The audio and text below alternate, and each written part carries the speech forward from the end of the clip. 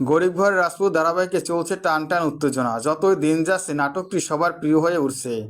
তবে এবার আরো মহা ধামাকা হতে যাচ্ছে। সন্তানের মা হচ্ছে মেঘলা, যেটা জেনে খেপেছে অনেক। একটি পর্ব দেখতে পাবে গরিব ঘরের রাজপুত ধারাবাহিকের দর্শকরা। ইতিমধ্যেই মেঘলা মা হতে চলেছে। বিষয়টি জেনে মেঘলা খুশি হলেও আবার অনেক কষ্ট পাচ্ছে, কারণ ইতিমধ্যেই অনিক তাকে জানিয়ে দিয়েছে তাকে ডিভোর্স দিবে। বিষয়টি নিয়ে খুবই কষ্ট পায় মেঘলা। মেঘলা ভাবে, আমার সন্তান কি তাহলে বাবার পরিচয় পাবে না? আমাকে ডিভোর্স দিলে আমার সন্তান তো আর কোনোদিনও অনিককে বাবা বলে ডাকতে পারবে না। যাই হোক না কেন, অনেকেরই তো সন্তান আছে তাদের বাবা থাকে না। আমি মনে করব তার বাবা নেই, তার মায়ের পরিচয়ই বড় হবে। আমি অনিককে কিছু জানাবো না, যাই হয়ে যাক না কেন। এরপরে আমরা দেখতে পাই অন্যদিকে বৃষ্টিও মা হতে যাচ্ছে। বৃষ্টিকে নিয়ে মেঘলা যেখানে চেক আপ করায় ওখানে নিয়ে আসে। ওখানে এসে অনেক জানতে পারে আর মেঘলা মা হতে যাচ্ছে। এটা শুনে খুবই রেগে যায় অনিক। অনিক বলে, ও মা হয় কি করে?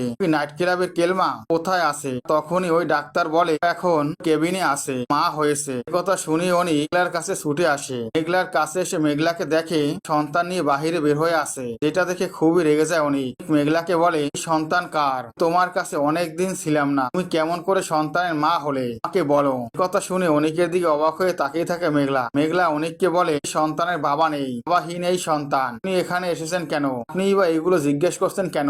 কথা শুনে অনিক খেপে গিয়ে বলে, এটাও কি নাইট ক্লাব থেকে এসেছে? কথা শুনে খুবই খেতে যায় মেঘলা। মেঘলা অনিককে বলে, সাবধানে কথা বলুন। নিজের বাচ্চাকে নিয়ে এই ধরনের কথা বলতে আপনার লজ্জা করে না? একটা নবজাতক শিশু কে নিয়েও আপনি কথা বলতে ছাড়ছেন না। আপনি তো মানুষের পর্যায়ে পড়েন না। যে কথা শুনে অবাক হয়ে যায় অনিক। গরিব ঘরের রাজপুত ধারাবাহিকে আগামী পর্বে এসব হতে যাচ্ছে। যদি ভালো লাগলে অবশ্যই এটি লাইক করুন। গরিব ঘরের রাজপুত ধারাবাহিকের পরবর্তী আপডেট পাওয়ার জন্য আমার চ্যানেলে সাবস্ক্রাইব করে বেল আইকন অন করে রেখো। ধন্যবাদ।